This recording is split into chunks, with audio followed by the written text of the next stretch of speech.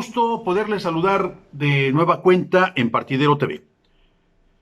A punto de el cierre y la transmisión de este programa, se suscitan una serie de hechos violentos en el primer cuadro de la ciudad de Guadalajara.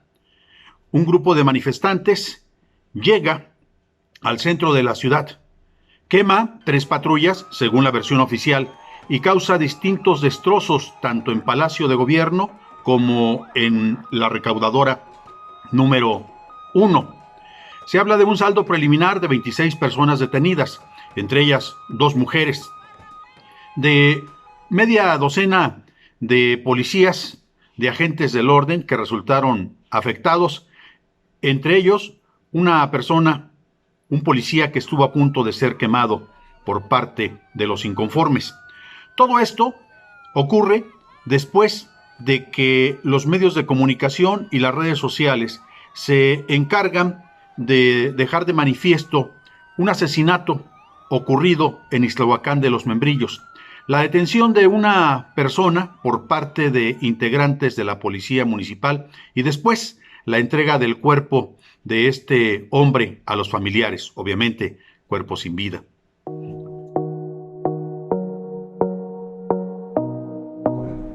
¿Qué tal? ¿Cómo le va? Un placer poderle saludar en esta nueva entrega de Partidero TV. Yo soy Alberto Osorio Méndez y saludo con mucho gusto a Esperanza Romero Díaz. ¿Qué tal, Alberto Osorio? Bienvenidos a Partidero TV. Gracias por estar con nosotros. Los invitamos con un menú atractivo donde vamos a centrar sobre todo el tema de la pandemia y la violencia de género, la violencia contra la mujer. Y bueno, 3 de junio, justo es el momento de analizar qué pasa con las muertas en el marco de la pandemia. En marzo pasado, cada hora, el 911 recibía 155 reportes de violencia contra la mujer. Bueno, el COVID acaba con la vida de 6 presos en el núcleo penitenciario de Puente Grande. Y se ubica a cerca de 60 contagiados. El tren ligero, también en este sistema de transporte público, se detectó a 4 personas infectadas en el marco de la pandemia. Entre amigos y recomendados están cocinando los diputados el reparto de las posiciones en el Consejo de la Judicatura. Bueno, arrancamos este día platicando sobre lo que ocurre con la agresión y la violencia contra la mujer, con un caso sumamente lamentable. Hace 2 semanas fallece en Lomas de Zapopan una mujer agredida por su propia pareja, quien acaba con su existencia. Posteriormente se conoció que este individuo había sido detenido por parte de elementos de la Fiscalía General del Estado de Jalisco en un hecho que ocurre, como le decía, en Lomas de Zapopan, entre la calle Covadonga y Valdepeñas. Este lamentable suceso no es aislado. Unos días antes también tuvimos noticias de otra mujer que fue atacada en su departamento de la colonia Providencia. Pero ¿cómo ocurrió el crimen de la mujer a la que nos referimos en Lomas de Zapopan, de apenas 24 años de edad? Ya lo ubicas, en Lomas de Zapopan, en Covadonga y Valdepeñas. Y esto nos hace también recurrir a revisar las cifras y qué está pasando en el confinamiento, en este marco de la pandemia, donde dicen las autoridades, encendiendo un foquito rojo, está incrementándose la violencia contra la mujer. Solo un dato, Alberto Osorio. De acuerdo con cifras del Secretariado Ejecutivo Nacional del Sistema de Seguridad, este mes de abril pasado, a nivel nacional, fue el más violento de que se tenga conocimiento desde el 2015 hacia la mujer. Se tuvo que abrir 267 carpetas de investigación. Son más de 8 mujeres asesinadas por día, en forma dolosa, por supuesto. Estamos hablando de asesinatos, lamentablemente la mayoría de los casos de gente cercana a ellas, de sus exparejas o parejas, un tema en que las autoridades no han podido establecer una política pública efectiva. 267 casos registrados, carpetas abiertas por estas situaciones tan lamentables de mujeres que en lo largo y lo ancho del territorio nacional perdieron la vida.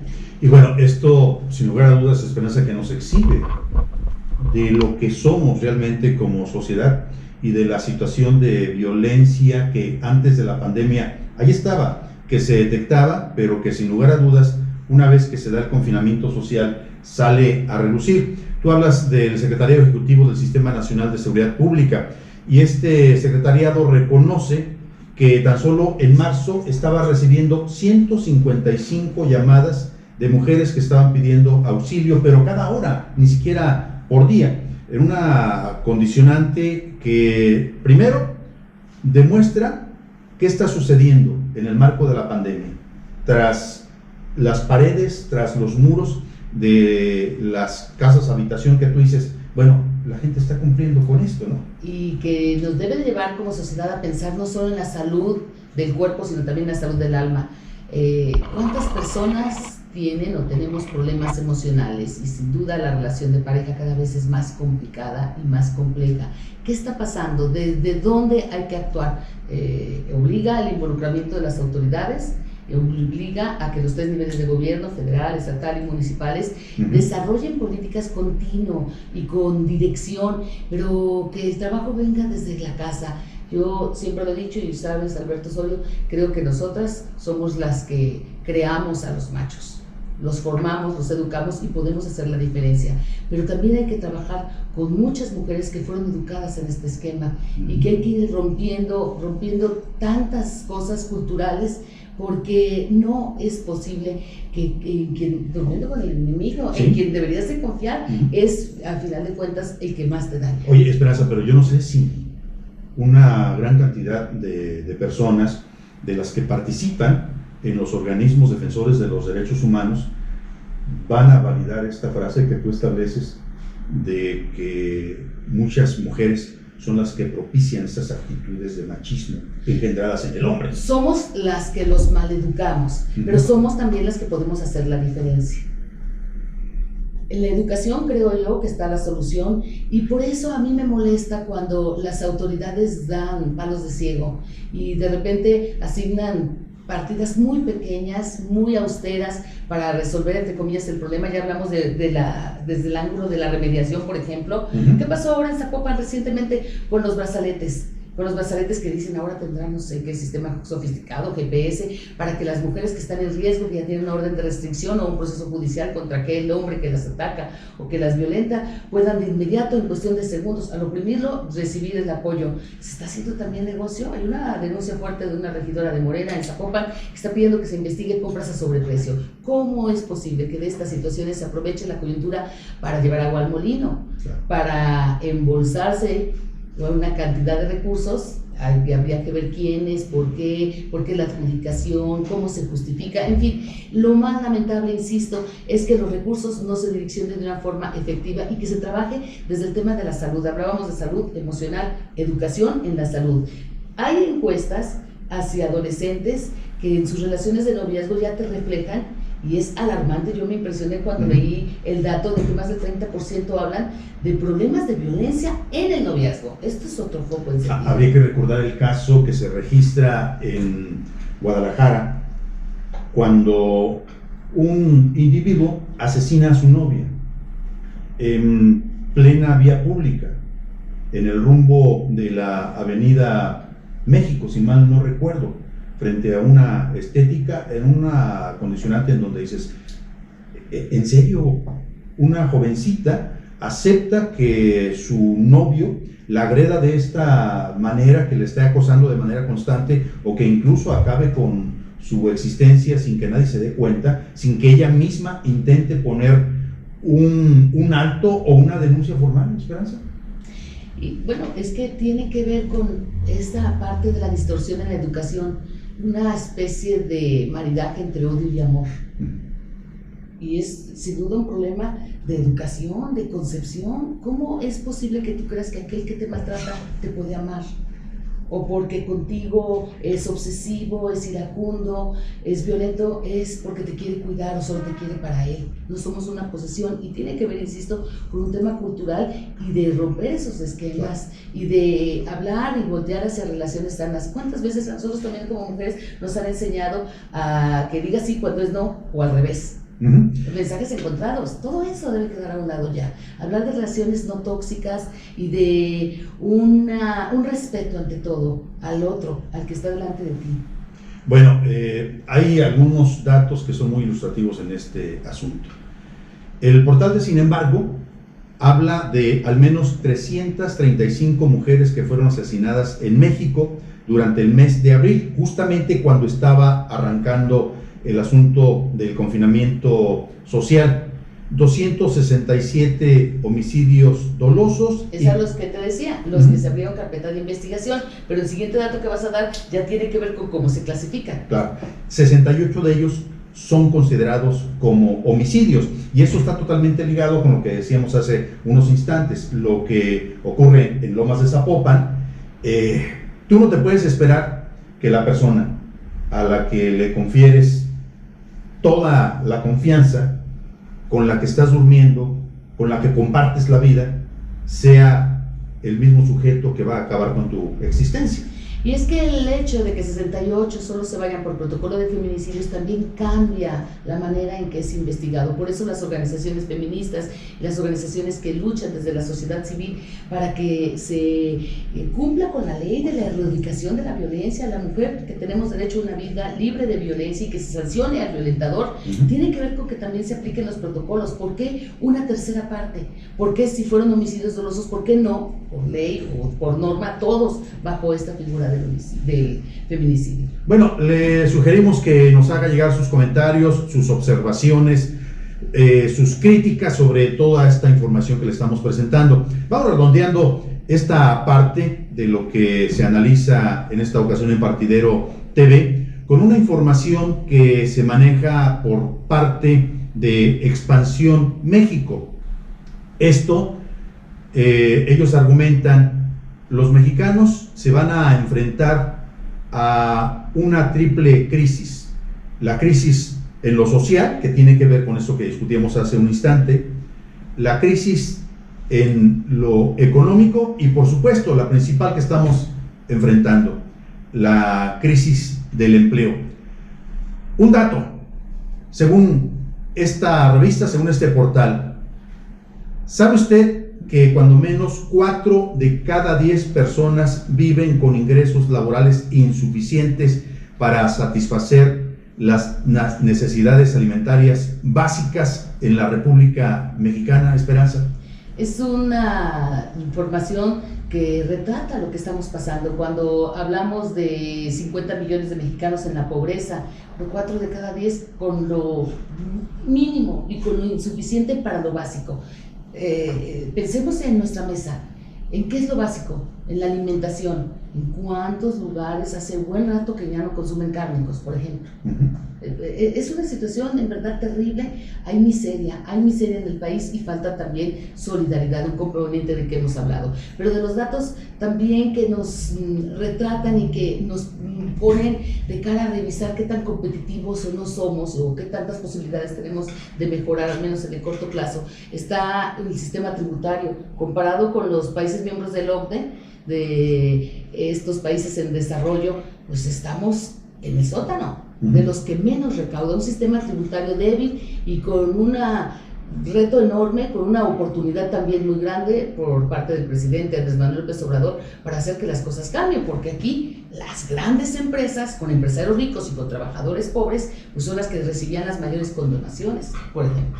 Ese es el gran punto, tanto así que se presume que la tienda Walmart está a punto o ya pagó 8,000 millones de pesos.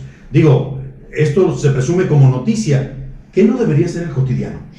Recuerda que hace alrededor de un mes el presidente dijo que iba a esperar que de forma voluntaria, que de parte de esos morosos, que hablaba de miles de millones de adeudo del impuesto sobre la renta, se acercaran a regularizarse. Y hace unos días el presidente dijo muy contento que está llegando el recurso al sistema de administración tributaria, al SAT. Pero por desgracia esto ocurre después de que les hacen manita de puerco. Ese es el punto, les hacen manita de puerco y viene la clase empresarial a pegarle brincos y a decir que hay terrorismo fiscal y a decir que no hay aprecio hacia los generadores de los empleos. Generadores de los empleos que quieren tener un régimen de excepción, cuando los micros y los pequeños cumplen con todo y nosotros los trabajadores cautivos, si damos nuestro correspondiente tajada para el impuesto sobre la renta, para sostener a este país, que ya hemos dicho, con tantos millones de pobres, y resulta que estas empresas pues nos están haciendo el favor de generar empleo y por lo tanto quieren ese trato, el de la condonación permanente. Bueno, ahí cerramos este asunto con un dato que vale la pena destacar. En medio de toda esta situación, hay una actitud de orden golpista que se está perfilando, no por parte de todos, pero sí por parte de varios de los principales empresarios que consideran que el gran problema es la forma como se administra el gobierno federal que hoy encabeza Andrés Manuel López Obrador. Nosotros le dejamos esto solo para el análisis y la reflexión que usted puede hacer desde casa.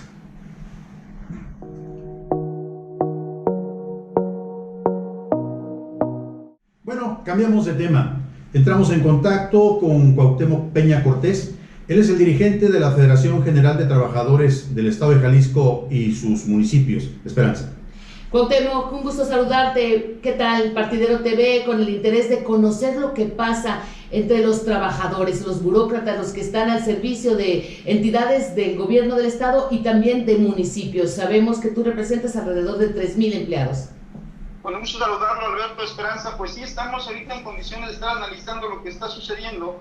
Lo que tenemos ahorita en condiciones de focos rojos, pues es lo que está sucediendo en el sistema penitenciario, con 4 compañeros fallecidos por cuestiones del COVID, y que nos damos cuenta pues que no se siguen todos los protocolos, que no a toda la gente se le resguardó, a algunos compañeros que tienen condiciones de enfermedades crónico-degenerativas y por la edad, y que no se les ha resguardado, además de que nos informan pues que no se siguen todos los protocolos, que no tienen todas las herramientas, todas las mascarillas, todos los desechables, ni en cantidad ni en calidad los compañeros. Entonces sí están pues obviamente muy preocupados. Se hizo una manifestación la semana pasada, se acordó con el gobierno del estado que tendremos una reunión con el secretario de Seguridad, Marcelino Tamés, pero no se dio tal reunión. En todo caso, lo que hicieron fue darle entrada al sindicato charro que hay ahí, y con ellos no sé qué acordaron, pero las cosas siguen exactamente igual.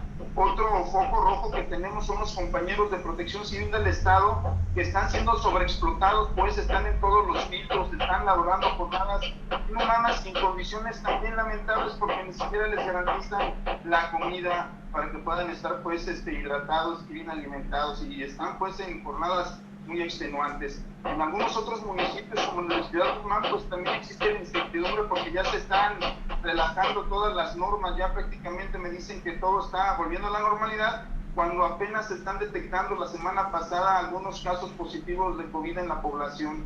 Pues sí hay incertidumbre pues entre la clase de trabajadores, entre los servidores públicos por este tipo de situaciones, y sobre todo porque vemos que no se llevan todos los protocolos de manera integral, y no a todos los compañeros que están en condiciones de riesgo se les permite resguardarse en sus hogares. Oye, Cuauhtémoc, ¿qué pasa en el tren ligero? Sabemos que se detectó ahí a 4 personas contagiadas.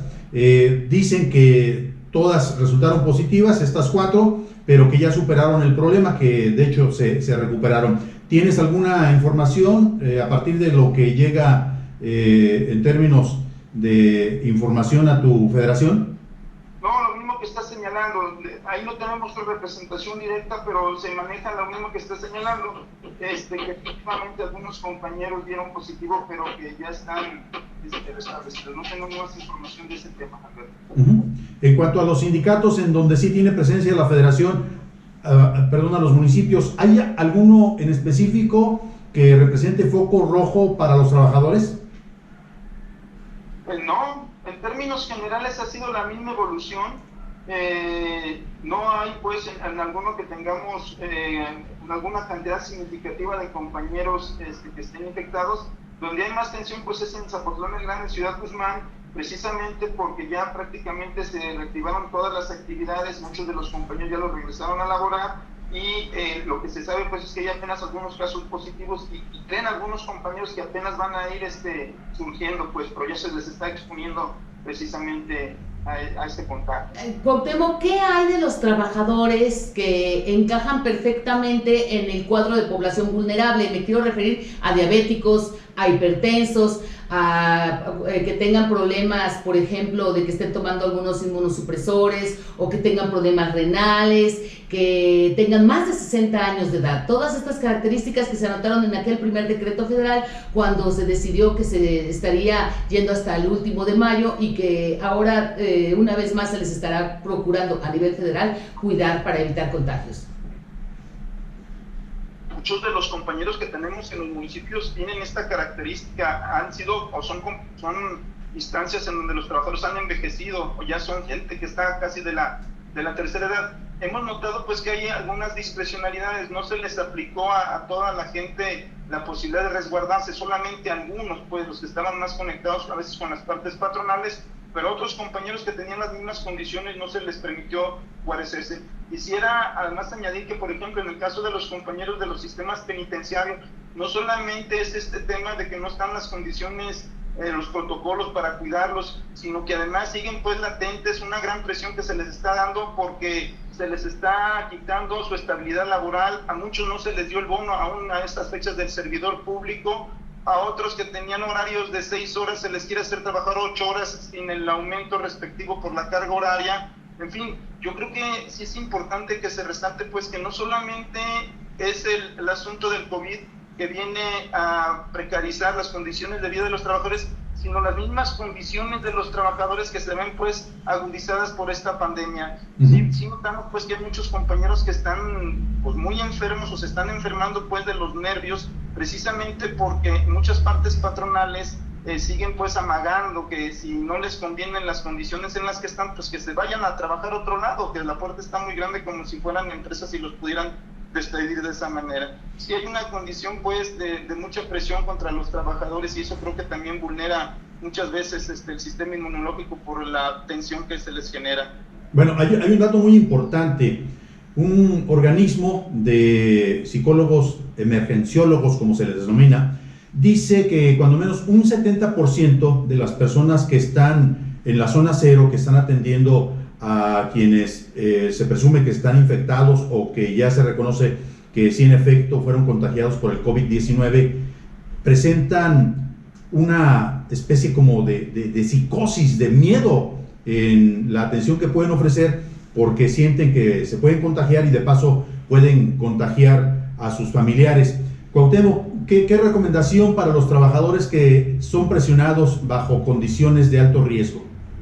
Bueno, primero lo importante es que cuiden su salud, que su trabajo está garantizado, que no firmen absolutamente nada que tenga que ver con renunciar a derechos, que no obstante pues ahorita sus jefes los puedan estar presionando, amenazando. Bueno, ya se restablecerá el asunto de los tribunales para poder acceder a este tipo de justicia, pero sí tenemos primero que visualizar que es una crisis que se está exhibiendo por la pandemia en todas las instituciones públicas, de falta de planeación, de orden, de injusticias, y lo pagan los compañeros. Yo le diría a los compañeros, pues organícense, defiéndanse y que conozcan pues cuáles son sus derechos y sus obligaciones. Hay un principio que dice pues que cuando te organizas sindicalmente en un sindicato democrático, baja la tensión, baja la ansiedad, porque ya estás haciendo algo concreto para mejorar las condiciones de vida. Y el sindicato y la federación que tú encabezas, ¿están haciendo algo, por ejemplo, en aquellos municipios o en aquellas dependencias gubernamentales donde están haciendo que se presenten a trabajar, como tú señalabas, en forma discrecional a aquellos que están corriendo riesgo, donde están violentando sus derechos, o incluso en aquellos donde les están amenazando con rasurarles la percepción? Solamente en el sistema penitenciario hemos tenido una respuesta negativa. Hemos estado hablando con los otros presidentes municipales y en la mayoría ha habido esta aceptación, aunque a regañadientes, pero no ha habido tanto problema. En el sistema penitenciario es donde vimos más resistencia a este asunto y me parece un manejo inadecuado, porque salen los compañeros de nuestro sindicato a hacer la protesta y el día siguiente a quien reciben es al sindicato Charro, y luego el sindicato Charro sale un comunicado diciendo pues que ellos van a negociar lo que se tenga que hacer para bajar los riesgos de los trabajadores, y no se hace absolutamente nada. Ya mandamos 2 escritos, el día de mañana me voy a entrevistar con gente de la subsecretaría para ratificar pues el primer escrito donde estamos solicitando una lista de compañeros que deben de ser retirados pues o permitirse de guarecerse en sus casas. ¿El gobierno está reconociendo a este que llama sindicato Charro? ¿Les está dando a ellos la titularidad, por decirlo así? Sí, bueno, sí, quiero aclarar pues que nuestro sindicato es de reciente creación, el del sistema penitenciario, desde el año pasado, pero ya sabes, por esas cosas terribles que pasan en el Tribunal de Arbitraje Escalafón, no nos han dado la toma de nota. Sin embargo, para la ley, la legislación laboral, ya existe personalidad jurídica, pues porque en los escritos que presentamos como sindicato les pedimos a todos los compañeros que los firmen para que sea una petición colectiva, pues. Y tienes a la mayoría de los trabajadores.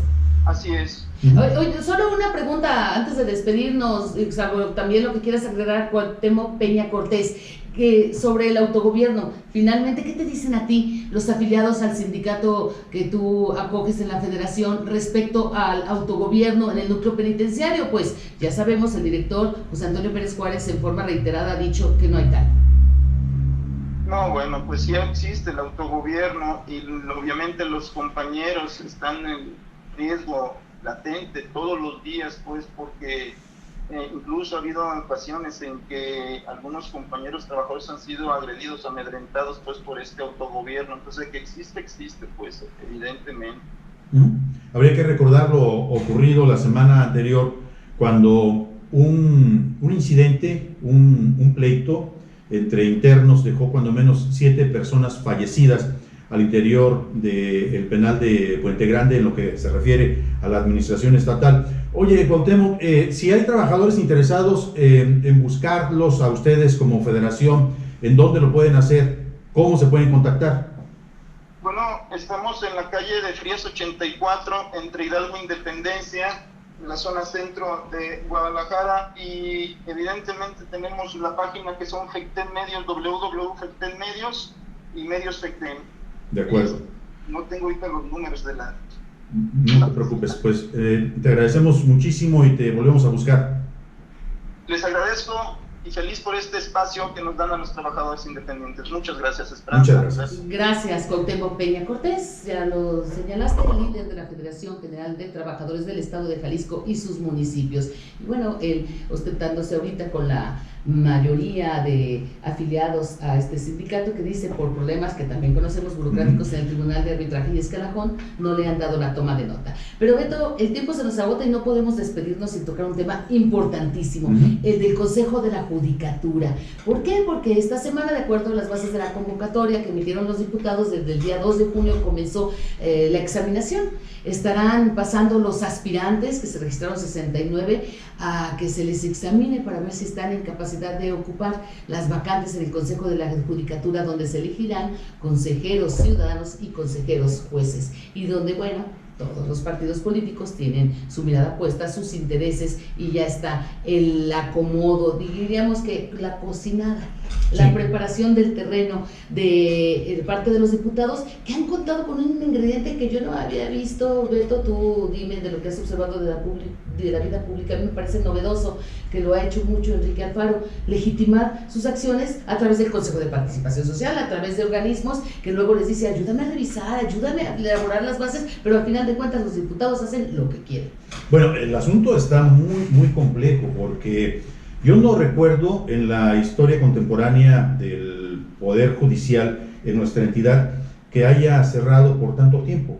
Efectivamente dicen que se mantienen con guardias, pero propiamente el Poder Judicial está paralizado. Dicho de otra manera, la justicia estaría paralizada totalmente en el estado de Jalisco, y esta cuestión que tú citas con toda objetividad, Esperanza, de que para el día 25 ya habrá lista de los nuevos integrantes del Consejo de la Judicatura, 25 de junio. Solo corrijo, no son 69, son 67 los que supimos hasta las últimas datos que se habían anotado y que habían respondido a la convocatoria. Y efectivamente este mes de junio, el día 25, los diputados ya deberán haber elegido. Una vez más... Pero no quedan preocupados por la pandemia, bueno, no se pudo haber aguantado tantito. ¿Qué tan importante es el Consejo de la Judicatura para la aplicación de la ley? Magistrada, ya solicitaron que se cancelara la convocatoria, que en este momento de confinamiento no se publicara algo tan importante para la vida pública. Recordemos que el Consejo de la Judicatura tiene funciones fundamentales: la de administración, la de vigilancia y la de disciplina.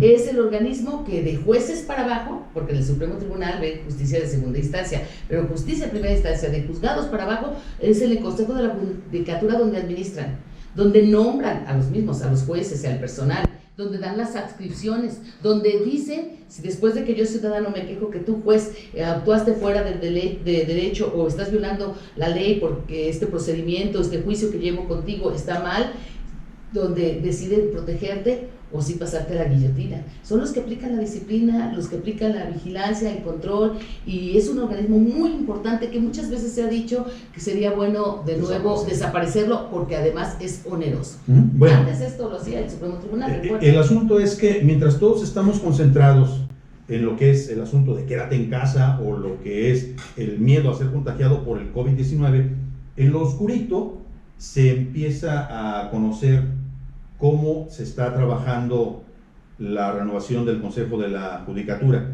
67, 69 aspirantes, 67. ¿Quiénes son? ¿Quién los elige? ¿Cómo se eligen? Lo primero que destaca es que ahí van amigos, recomendadas y personas que están totalmente ligadas a los grupos de poder y a los partidos políticos. Te cito yo algunos de los nombres que ya han aparecido de manera pública en distintos medios de comunicación. Hago referencia a lo publicado hace unos días por Mural. Dice, listado de inscritos a consejera juez: Gabriela Enrique Serrano, Lorena Corona Saldívar, María Torreblanca Álvarez, Claudia Rivera Maitorena, Ana Cristina Espinosa, Lourdes Delgado Álvarez, Carmen Ortega González, Judith Covarrubias, Irma Ramírez Mendoza, Aurora Anguiano, y luego hay otras personas más, pero déjenme también mencionar para consejeras ciudadanas: Tatiana Esther Anaya, Ruth Gabriela Gallardo, Ana Elsa Cortés, Alejandra Domínguez López, Diana Montaño, lo mismo que Teresa Preciado, y Zoila Gutiérrez, Rosa Hernández y María Collado Martínez.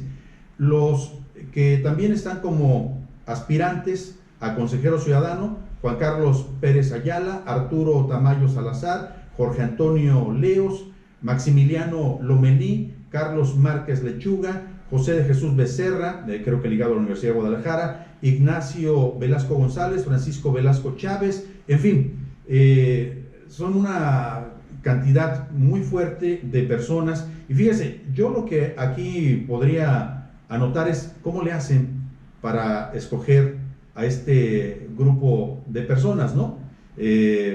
Claudia Rivera Maitorena, una de las aspirantes justo a integrar parte de este Consejo de la Judicatura, es una persona ligada totalmente al Partido Acción Nacional. Rosalinda Mariscal, del grupo UDG. Elsa Cortés, que va apoyada por parte del Movimiento Ciudadano y del gobernador Enrique Alfaro, ¿no? Ahora lo interesante que se va a poner es cómo quedarán las votaciones de Grupo Universidad y Movimiento Ciudadano. ¿Cuántas posiciones estarán dándose para uno o para otro? Recordemos en la aprobación de crédito de los 6.200 millones, los UDGistas, Mara Robles, que es legisladora de MC, votó en contra, y lo mismo que el perredista Enrique Velázquez. Bueno, ahí queda esta cuestión. Falta ver cómo se da el gran reparto. De antemano se observan ya personas ligadas al Partido Acción Nacional, por supuesto, a Movimiento Ciudadano, al PRD. La gran pregunta: ¿Morena va a quedar fuera de este reparto? Y ojalá, y en efecto, más allá de lo que es esta forma como se dan el pastel entre los diputados, los legisladores, los partidos, la representación del gobierno del Estado y del propio Poder Judicial, se piense en la necesidad de observar con todo detenimiento qué está sucediendo con la cultura jurídica y sobre todo con la impartición de justicia, Esperanza. En los números, Jalisco está muy mal en estos temas, pero bueno, el Partido Acción Nacional ha estado uña y mugre con Movimiento Ciudadano, así es de que yo creo que por ese lado no van a tener problemas en el entendimiento. Esperanza Romero Díaz, muchísimas gracias. A ti, Alberto Osorio, a ustedes, gracias por acompañarnos. Estaremos muy atentos a sus reacciones, comentarios y por supuesto dándoles respuesta a través de nuestras redes sociales. Gracias, buen día.